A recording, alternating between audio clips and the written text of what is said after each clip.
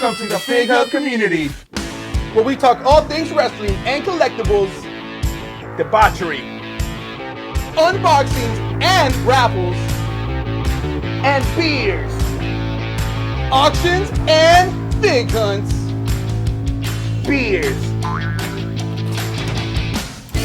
Starring Eric Hernandez, the Weasel, Christian, the Big C, the Debauchery, and me, Jerry.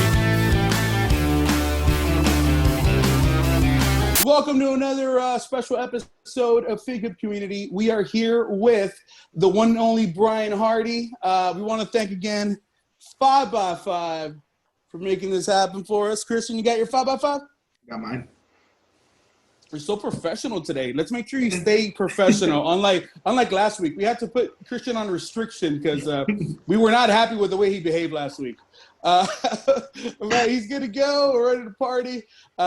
Brian. What's up, guys? I'm ready to party. We got some fire. That's my usually drink of whiskey. I feel like it's well deserved, man. We got this episode kicking now, so let's do it. So we can't just skim through that. We gotta let people know this has been the longest we've ever tried to do an episode for. We had Brian set up for what was it, 3 weeks ago, 4 weeks ago? Yep. And it didn't really work out quite the way we wanted. We're still learning, guys. We made the mistake of ruining the audio, and Brian is cool enough to join us again here for part Dukes. He didn't have to, but thank you so much. We're super grateful. Let's do it right this time. We know, we kind of know what we're doing now. So all right. Yeah, let's have some fun. Hey, and thanks again for the swag, man. Oh, absolutely. We got Heck all yeah, the good man. stuff, man. Yeah, there you go. So let's start there, man. Let's talk about head knocking, punk rocking, Brian Hardy. For those of you that don't know, Brian Hardy is a indie, what would you call it? A troubadour? Sure, that sounds good. Indie wrestling troubadour and a punk rocking troubadour. And he's done a lot in the wrestling business, and he's also done a lot in the punk rock business, which Christian and I are big fans of. We're both punk rockers. So this is a match made in heaven, dude. And you're a fellow Fig Hubber, just like everybody watching. Heck yeah, man. That's why I'm here, dude. I'm here to talk about action figures. I'm here to talk about pro wrestling, music, anything you guys want. So. Yeah, man. So give us a little background for people that don't know who you are, aren't too familiar with you. Give us a little background on your wrestling career, a little bit of background on your music career. Awesome. Yeah, I was 10 years old. I wanted to be a pro wrestler so bad. My dad is former WWF, WCW, ECW talent Barry Hardy, also known as one half of the Executioners with Dwayne Gill. So my youngest memories of Christian's favorite wrestler, we gotta say. Yeah. Gilbert. Also known as Gilbert. That's awesome, man. You got to do the face now. You got to do the face. You gotta do it. Gilbert. You just need some sparklers behind you. Oh. That's right. Hold them up. So it was a crazy childhood because as a kid I would watch old episodes of Superstars and Monday Night Raw and stuff like that. My dad was on the first Monday Night Raw with Dwayne Gill against the Steiner brothers. They were the Executioners. So the Executioners was the Steiners. Man, that's crazy stuff. I gotta look that up, man. I'm sure that's a crazy match, man. Yeah, there's a lot of good stuff, and those are my earliest memories of like pro wrestling. I can remember sitting on my great grandfather's lap as a kid watching the Ultimate Warrior run down the aisle on like Superstars and stuff like that, and I just was infatuated with it. I don't ever remember a time in my life that I didn't have a Hulk Hogan, Hasbro, or LJN figure or something like that running around the house with it. And then I became like 10 years old, and I suddenly fell in love with like music, punk rock music, the Ramones, the Clash, Rancid, all these different bands. And I was like, man, I really want to be a pro wrestler because I was doing like backyard trampoline wrestling. But I'm like, but in order to get a pro wrestling license here in the state of Maryland, I needed to be 18. So I'm like, what am I going to do for the next 8 years of my life?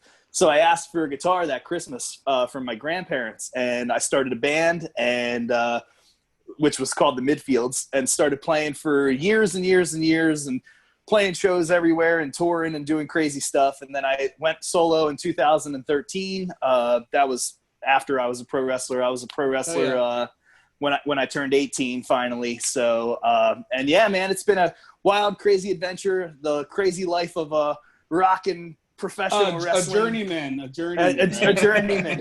That's for damn sure, to say the least.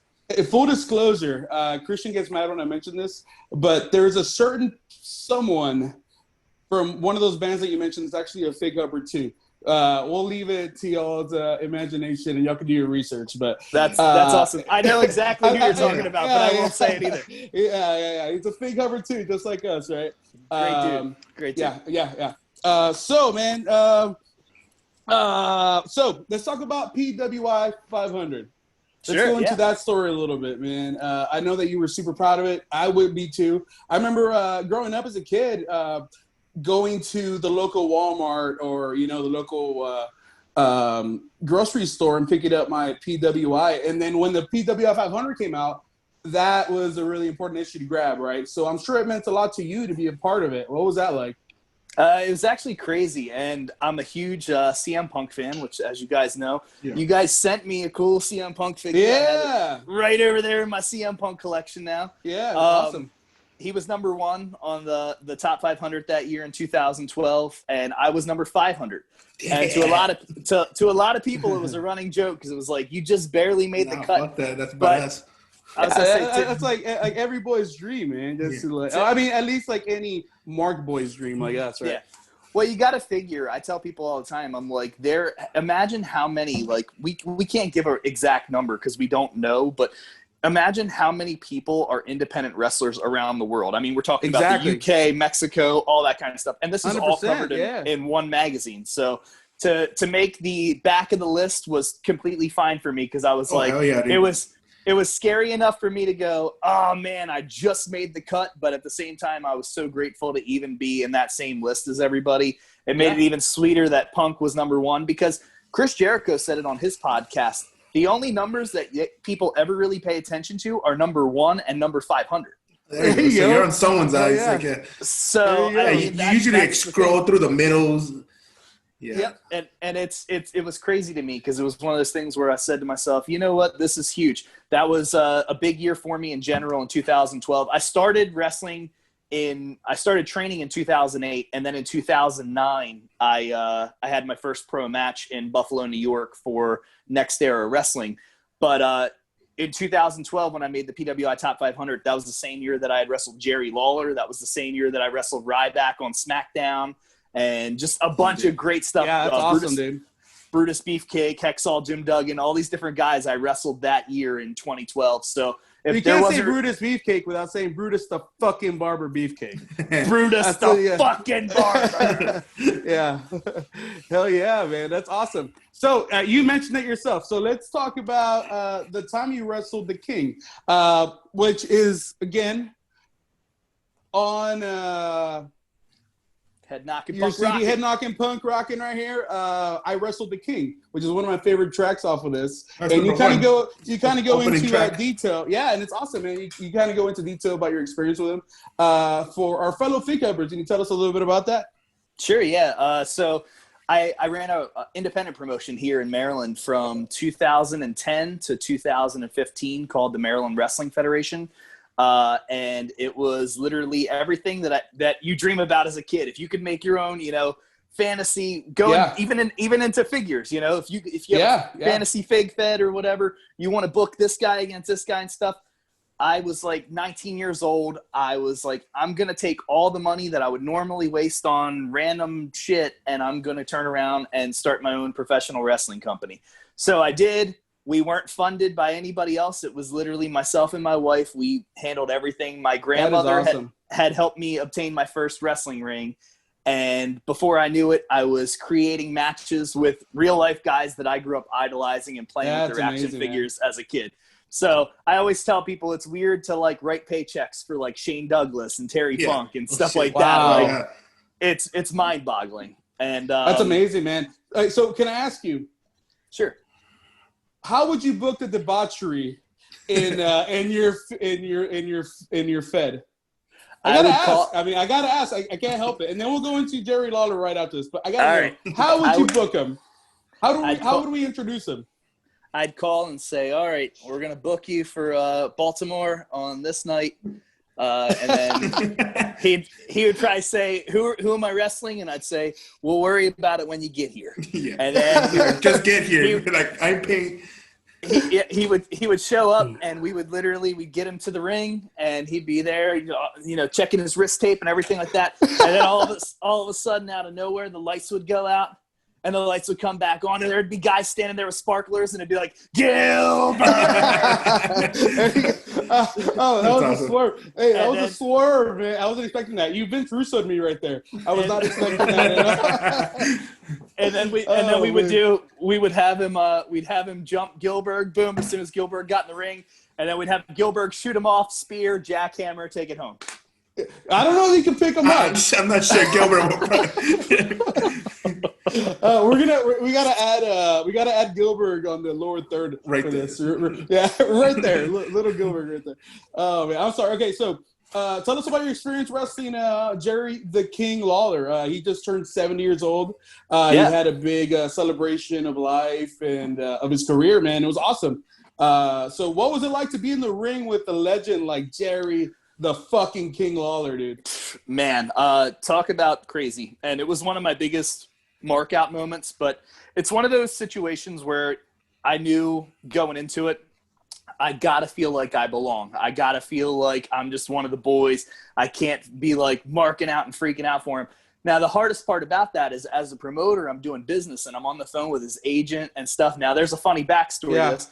I'm on the phone with his agent. We book him, and the agent says nothing at the time. And this guy is a very well-known Memphis promoter. I won't even mention his name because I don't have to. But he's a very well-known Memphis promoter that was Jerry Lawler's agent at the time. And I don't know if he I know still exactly what is. you're talking about, yeah. Yep. And he says he works out all the details. He says, Jerry wants X, like you're going to put X down and you'll pay him X when he gets to the airport. He wants hotel and flight covered and whatever else. No problem. Gotcha.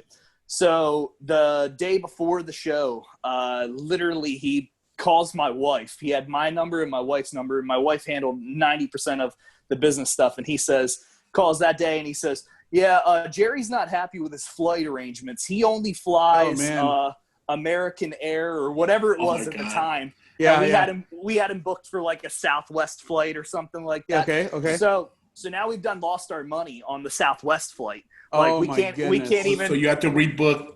So now we have to book another flight leading in, and people don't understand. This is 24 hours before the show. My God! So it's gonna double the price. Yeah. So for months leading up to the show, like everything's cool. We're advertising. I remember TLC was in town in Baltimore the month before, and literally we went to TLC and flyered like crazy and all this stuff. Yeah.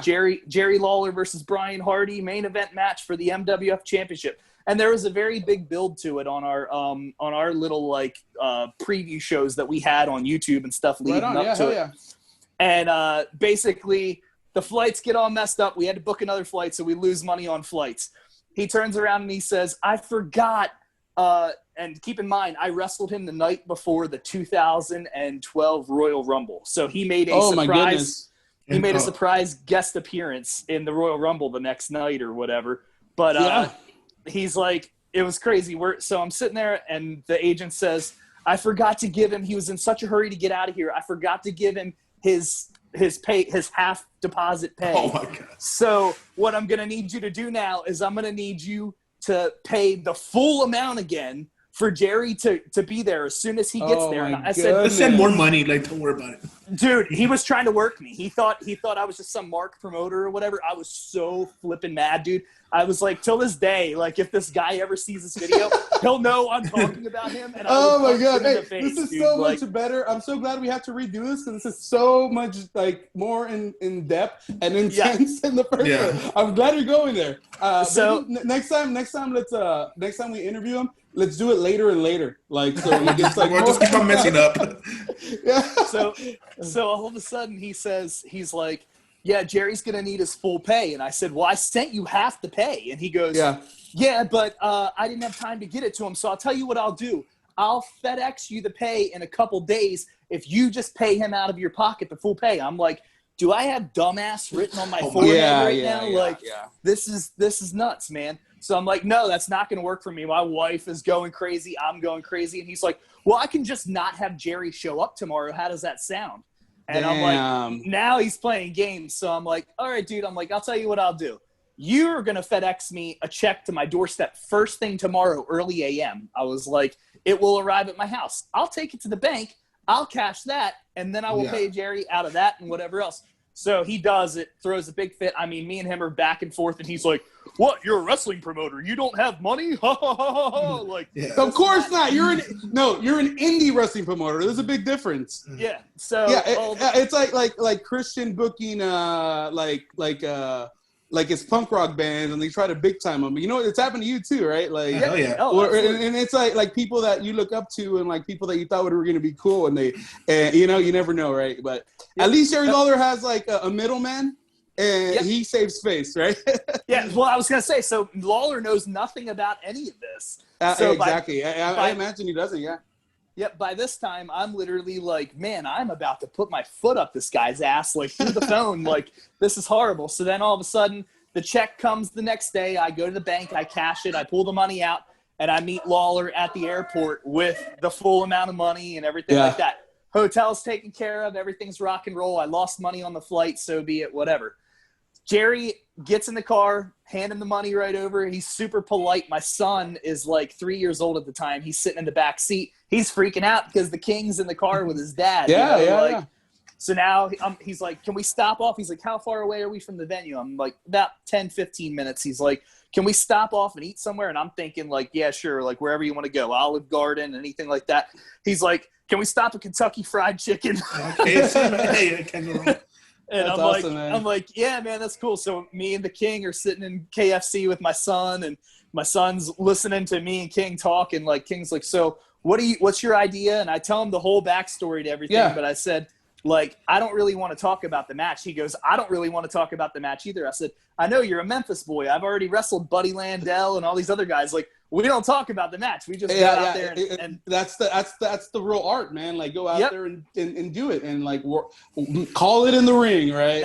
That's it, and that's what we did. Yeah. And he was so surprised. So about 10 minutes before the match had happened, we walked in the building, and literally, I mean, the building is jam-packed. It's this little tiny fire hall in my old community. And, I mean, it's packed. There's over 250 people, like, crammed like sardines in this little tiny building. Yeah. And he comes in, and he's like, man, you weren't kidding. You said it was going to be like a Memphis wrestling studio. And I said, yeah, it's small. I told you. And he's like, okay, so what do you want me to do? I'm like, I need you to be like the best heel ever tonight. I need you to go out and just rip on this building, talk about how it's a piece of crap and it reminds you of the ECW bingo hall and all this other stuff. He's like, gotcha, no problem. But before that happens, I walk him into this back room where he's dressing at, and he's literally like looking at me. He's like, are you serious? And I'm like, I'm sorry, do you want to go dress out there with the other guys, like in the main hallway locker room? And he's like, no, this is fine. He's like, you want me to do anything else while I'm in here, kid? You want me to paint the walls? And oh my God. This and that. And I'm like, dude, I've gone through so much shit to get already, him here, to get to that point, and like to have this match and everything. But it was so important to the fans, and it was important to me. So we get ready to go out to the ring, and Axel Rotten, God rest his soul, Axel helped train me or whatever. Axel was so mad. He wasn't allowed to wrestle in the state of Maryland for years. Oh man, yeah. He had already like ruined his license and everything, huh? Yeah, the Maryland State Athletic Commission, because he had a very well-known drug habit and stuff like that. They wanted him to pass a physical and everything like that, and he just couldn't do it. And Axel is sitting backstage, and he just kept coming up to me like 10 minutes before the match saying, hey, Hardy, you should really let me wrestle Lawler tonight. You should let me wrestle Lawler tonight. He's like, put me in your dad's executioner mask, which I had with me. It's actually right up there. Oh, awesome. That's awesome. He's like, put me in your dad's executioner mask. I'll have a great match with Lawler in the main event and this and that. And I'm like, no, dude, like, I'm wrestling Lawler. I'm paying for it. Like, I'm going to wrestle him. Yep. Like, do you know what I've gone through? Tonight, dude. Yep. And he's literally like, oh, okay, whatever, man. and he walks back over and knocks on the door where Lawler is and just starts burying me to Lawler, talking about how I'm the worst wrestler that he's ever seen in his entire life. Oh, my God. I'm going to hurt Jerry in the ring. I'm unsafe. I'm this, I'm that. And I'm like, now I'm mortified, dude, because now Lawler's feeling uncomfortable. Like, dude, now I got to wrestle this backyard turd. Like, what is going on? Yeah. We went out there, dude, and had the best 35-minute match. Damn, 35 minutes. That's a long. 35 minutes. Wow. Had the best 35-minute match that we could have possibly had. I hang my hat on that match and say that is one of the best matches of my entire career. It's one that I'm most proud of. And at the very end, there is a famous shot of me sticking out my hand with the Maryland title on my shoulder. And it'll be right there in the corner. Cool. Awesome. Yeah. And Lawler's looking back at me. And at first he was kind of like hesitant, and I stuck my hand out. And what people don't know, you'll see it on the DVD. What people don't know is I say, I know you didn't want to be here tonight, and I know you didn't trust me, but this match meant absolutely the world to me. So thank you for being here. And when I said that, he literally just grabbed my hand, boom, linked it, shook big time, raised my hand up in the air, everything like that, and then came back around again. And I was like, okay, that's cool. And then he stopped again and shook my hand again. And he was like, thank you for having me. Greatly appreciated it. Had a good time with you, this and that. And I was like, that's awesome. And then we got to the back, and it was just nothing but praise from him. And he was so cool. So then to end on that story into one other little one real fast, I'm giving you guys stuff. No, dude. Stuff that, no. Do your thing, man. Yeah. Elaborate, Christian. Last time I asked him to ask a question, he totally bombed on me. So we're not gonna do that anymore. The week after that show, so I wrestled Lawler. The week after that show, there is a show in Milford, Delaware, or I don't know if it was Milford or Dover, whatever. The main event was scheduled to be Christian York versus Jerry the King Lawler. So everybody's saying, like, we don't know what's going to happen if York's even making the show. The promoter comes to me and says, if York doesn't make the show, you're wrestling Jerry Lawler tonight. Okay. So York, sorry to interrupt. York was in TNA for a while, right? The early pay-per-view days. Yeah, he was. That was my shit back in the day. Yeah, he did that. He was in ECW for a while with Joey Matthews and stuff like that.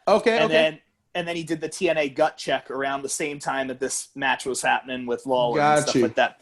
So Christian York was supposed to wrestle Jerry Lawler in the main event. He did end up wrestling Lawler in the main event, but they kept coming to me and saying, the promoter and all these other guys, if he doesn't show tonight, because we don't know what the deal is, it's going to be you and Lawler, a rematch from last week. I'm like, hey, I'm cool with that. So Lawler gets to the building and walks by me and doesn't say anything to me at first, and I'm kind of just like, damn, did I make him mad or whatever from last week?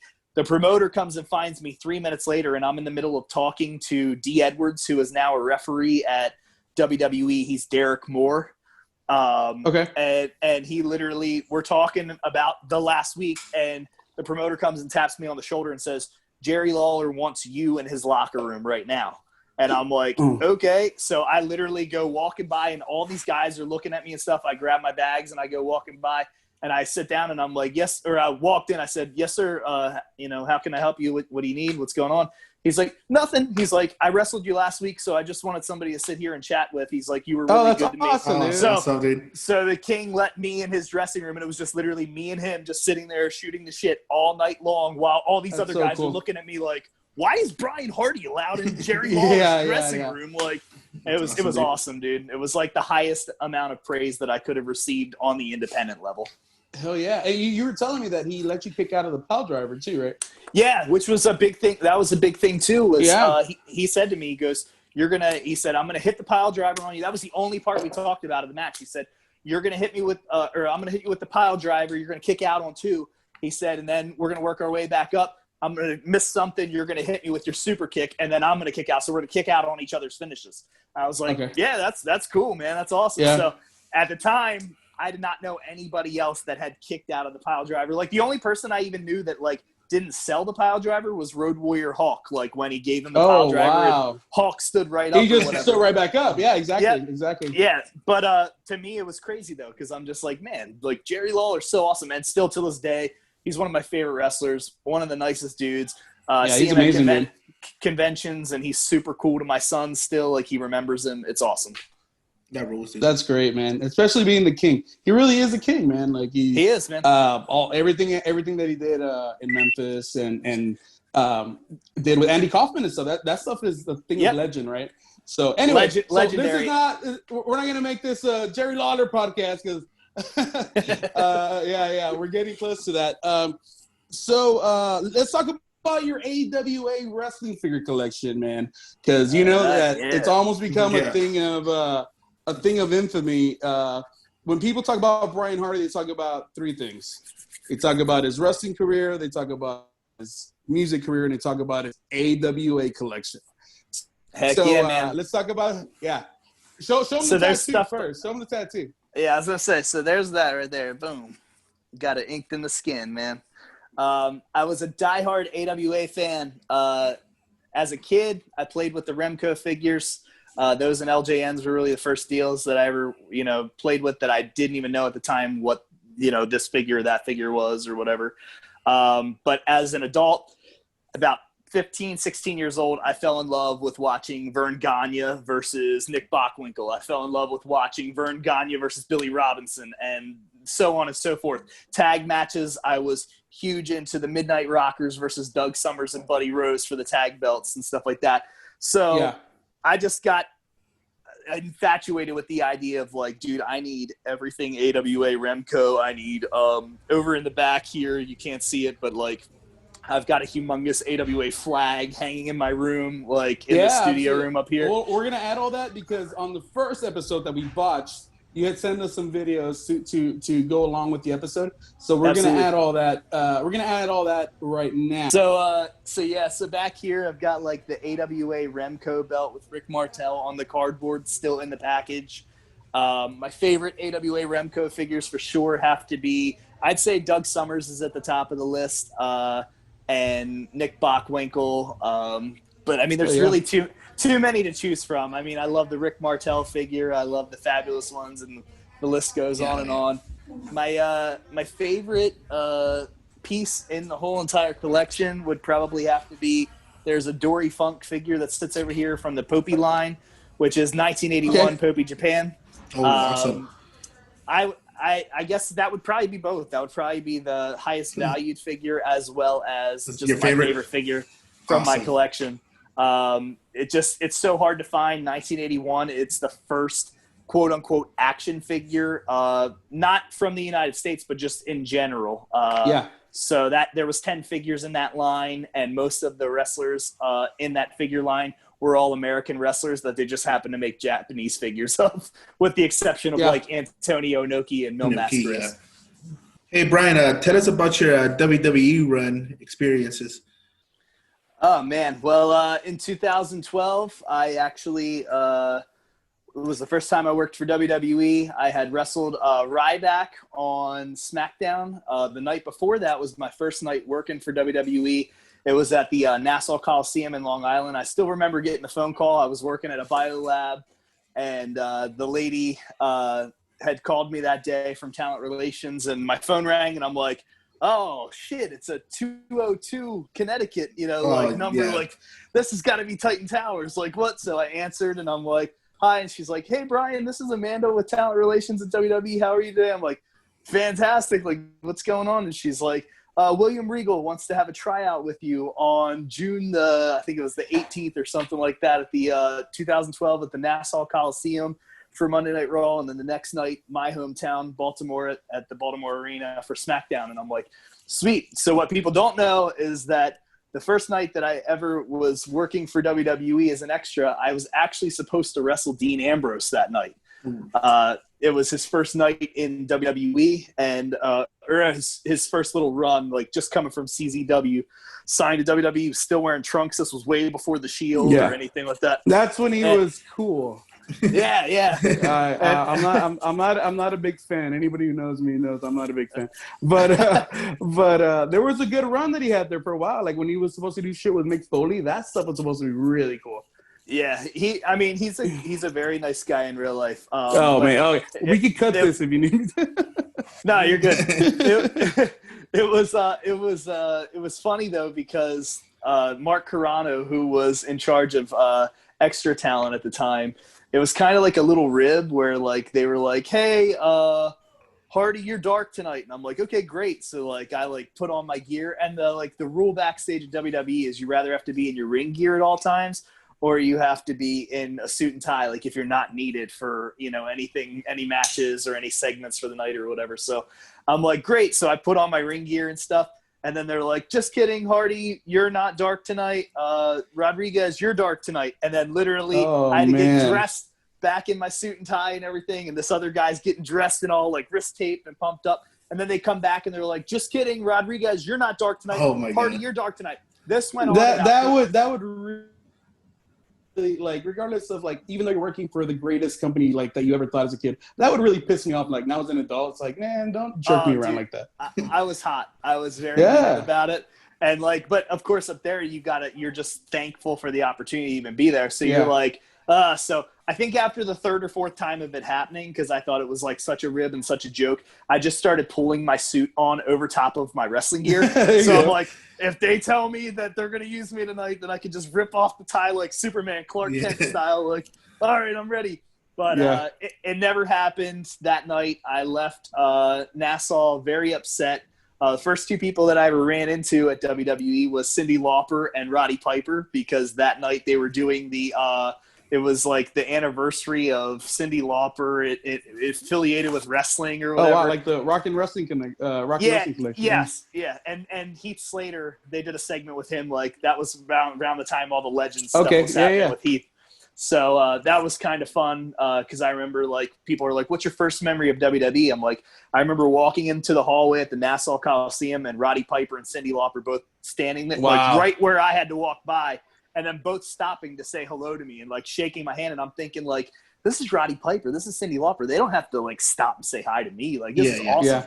So it was really cool. And then the next night, Arn Anderson had ended up coming up to me that Monday. And he said, I think we might have something for you tomorrow night. And I'm like, okay, cool. So then the next night, Ryback happened. So that was my first match with WWE, was the Ryback match. People ask, how was he, in the ring and this and that. He was awesome, man. He was a good guy in the ring, good guy out of the ring. He took care of me. There was one spot in the match where he like slammed me down or slammed my tag team partner down on me, and felt like my ribs had broken or whatever. But everything was good. And I mean, he gets a bad rap, man. Like I think it's all the CM Punk stuff, of course, right? Yeah, like he gets a bad rap for all that. Yeah, he's a cool dude, and I still talk to him every now and again. He posts videos of like the clips of our match and stuff online, so that's funny. That's awesome.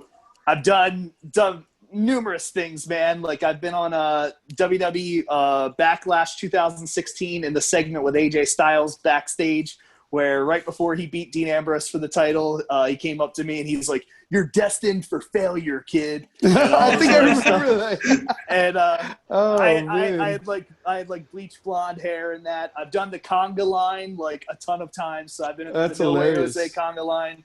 I took a knee to the face from Buddy Murphy on 205 Live WrestleMania week last year as a security guard. Like that's one of my amazing, man. That's like one of my favorite memories too, because that was in the Baltimore arena, my hometown arena. So it's like I got to wrestle Ryback in my hometown arena. I got to take a knee to the face from Buddy Murphy in my hometown arena on 205, and I wrestled the Viking Raiders last year on Raw at the Baltimore arena. I remember that. As well. Yeah, that was awesome. Yeah, they were cool guys. There's like a little bit of a funny story behind that match too. That was the highest praise that I've ever received without receiving it at WWE, which is kind of crazy. Real quick Vince story for you. Yeah. Dude, we love Vince stories. Actually, I'm lying. This is our first Vince story. so I had Vince being Vince McMahon. Yes. From WWE, guys, for those that don't know. Yes. Yeah, all four of you. So Vince, I have a few Vince stories, but this one is by far my favorite one. So Vince McMahon is in the building that morning, and I mean, I'm just like happy to be there, dude. I'm happy to I'm just all chipper and rock and roll and ready. I'm walking through the arena with my bags, I get past security, everything like that, and there's an empty hallway, and it's just literally me pulling my bags up the stairs to the Baltimore Arena hallway. And as I'm walking by, here comes Vince, who his office is right across from the extra talent locker room. How intimidating is that? Yeah. You know, that like the extra talent locker room, boom, Vince's office right there. Yeah, what a terrible idea too. Who put him there? It kind of reminds me of the he should be on the other side of the building, right? Yeah, it reminds me of the principal in school. Like, you know, like you're gonna get sent to the principal's office if you don't behave. It's right across the hall. But Vince was walking out of his office with his security guard, who happens to be a female. And as he's walking out of his office, I stop and I stick out my hand and I said, "Good morning, Mr. McMahon." And he turns around and hands off his books to his security guard and says, "Good morning, son. How are you doing today?" And I'm like, "Fantastic." That's awesome, He's like, dude. And it was nice. It was cool. And about 5 minutes later, I'm walking to talent relations, and the head of talent relations, which I think he was an amazing dude, John Cone, who was a referee for WWE. I get to John Cone's awesome, but I get to the talent relations office, knock on the door. He pulls me in with a couple other of the extras that are standing out in the hallway, and literally looks and goes, "Just want to make a generalized statement to everybody right now." Oh no, he was calling you out. Oh, totally calling me out. Talk to him. If you see Vince or Shane or Stephanie or Hunter, you do not stop and say hello to them. You don't and I'm like, in my head, and he's looking at everybody but me, and then he goes, "Is that clear?" and looks And right at me. Man. And I said, I'm like, "Yeah, we got it. And he's like, "Okay, guys, thanks. Go eat catering, and I'll talk to y'all later." And I'm just thinking, shit. I'm like, there goes any chance that I had at a match or anything tonight. So about an hour or two later, Abyss comes and finds me, Chris Park, and says, "You're gonna." The legend. Yep. He's like, "We're going to have you wrestle the Viking Raiders tonight." He's like, "You're Barry Hardy's kid. I know you're probably very good at what you do." He's like, "You're not going to let me down, are you?" I'm like, No. So get to talk things over with the Viking Raiders, everything like that. Everything is good. Hey, And kayfabe, brother. I was I said kayfabe. I'm like, oh, yeah. No. When he says talk things over, he means talk over what they're going to do after the match. What we had for lunch. There you go. Yeah. So as we're talking things over and stuff, everything was good. Anybody that knows me knows I've got like a 0 to 100% short fuse. It goes that quickly. Like I can get mad at the drop of a hat. Like where it's just like, man. So they're walking down the hallway. They're like, "Yeah, we talked the whole match over, this, that, blah, blah, blah. Everything's cool." I'm like, "Great, awesome." They're like, and I remember the bigger of the two. I'm terrible with names. What's his name? Ivar. WWE Ivar, yeah. Nice guy, man. Nice. Because Ray Rowe is Eric. Yeah. Nice guy, man. And one of them is married to a girl there. That's Ray Rowe. He's a local Texas guy. Like I've known him for a while. That's Eric. Got a name. So the other one is Ivar. The bigger one is Ivar with the big old beard. Yeah. So he says, the bigger guy says, he goes, "Man, it's so cool to think that like your dad was on the first Raw, and we've been on indie shows with your dad over the years, and this and that, and like we're getting to work with you tonight on TV." And I'm like, "Yeah. It's like full circle, man." So he's like, "Yeah, totally, dude. All right, you guys go get ready. We'll go get ready, and we'll meet back up in about 10 minutes once we get our paint on and stuff." I'm like, "Cool, no problems." As they're walking down the hallway, they don't realize that I'm walking behind them, and they're literally looking at each other like, "Well, what are we going to call this team tonight? I don't know. We'll call the one guy, the kid that looks like a sick hospital patient or whatever. My God. And we'll call the other guy. Oh my God. Honky Tonk Man's grandson with shitty tattoos." Oh, well, that was the end, bro. I thought I was gonna get kicked okay. Hold out. on. So again, I'm glad we redid this interview because that's way better than the first one. Yeah, like you've had some fireballs now, and I could tell. So this is better content.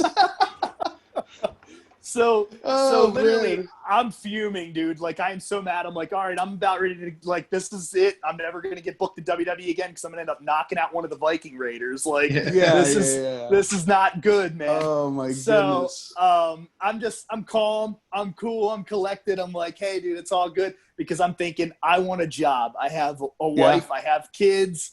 I've got responsibilities to take care of. I'm like, cool. But then meanwhile, the deep inside wrestler guy in me is going, why should I have to go out here and put these guys over tonight when they don't even respect me? Like, they're talking, saying that I have shitty tattoos and stuff like that. Like, That's I'm not just fair. like, that is not fair. Look at that badass Teenage Bottle Rocket tattoo on your arm.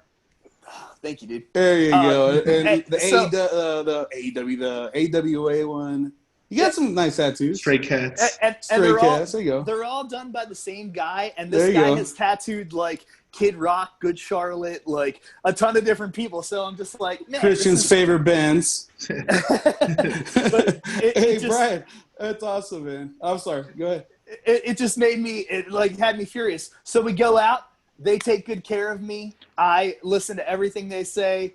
The match literally couldn't have gone better. They come back through the curtain. They're so happy. I'm so happy. Abyss is so happy. Everybody is so happy. And you can hear Vince McMahon on the other side of Gorilla, right where we're standing up by the stairs, going, yes, that was exactly what I wanted, you know? And he's like freaking out. And I'm like, dude, I just, without getting the pat on the back from the Pope, I just got the pat on the back from the Pope. Yeah. Like, Oh, yeah. That's From even Walt better Disney. yet. From I'm like, Walt Disney, right? Yeah, I'm like, this is fantastic. So then the next night, one of my buddies was that was my tag team partner in the match. He was on 205 Live wrestling Tozawa and Brian Kendrick. And when him and the other guy that he teamed with came back through the curtain, and I won't get started on that because that was supposed to be quote unquote my spot that night. And then the guy, I won't mention his name, but the guy politicked his way into telling Brian Kendrick that I didn't know how to wrestle and I didn't know how to this and that. Literally, they had the match, and when they came to the back, they said that Vince stopped them and said, hey, boys, thank you both so much for last night. So he thought it was you. Yeah, he confused the guy that was, man. Because he thought it was me and the other guy from the night before. So it was like I knew that thank you was meant for me. But the other guy acted like a stooge and was like, thank you, sir. And like, I mean, what do you do in that situation, right? So what better way to end this interview than a great pat on the back from Vince McMahon or Walt Disney, like I said earlier. And dude, thank you for doing this. Thanks for bearing with us. This has been a nightmare of a day. Like, absolutely, we've been trying to get this going for so long. And absolutely. Dude, I had a blast. I'm glad we were able to pull it off. And again, don't forget, check out his stuff. And I'm going to plug it all at the bottom, and we'll do all that good stuff. Awesome. So thanks again for doing it, man. We had a blast. It's always a blast fucking talking to you. And thanks, we're friends man. now. We're friends now, so we're going to keep doing it. We're going to be revolving guests. Last words, Brian? I appreciate you guys having me on Fig Hub. Be sure to check out Brian's Wrestling Collection on Instagram, Facebook, and YouTube. I'm on there all the time putting up wrestling figure junk and everything like that. Hell yeah. Check out Brian Hardy Music on YouTube and Instagram and Facebook. And last but not least, what you gonna do, brother, when the second... Oh, wait, hold on. God, man, I messed that up. If you smell Wait. Dude, I messed that up. This is the second generation sensation, Brian Hardy. I'm the best there is, the best there was, and then never mind. Damn it! Just watch Big Hub. Thank you guys so much. Hey. Tell Jerry to fuck off. Thank you, Brian. Fuck off. I love it. Be sure to like and subscribe, comment, and spread the word.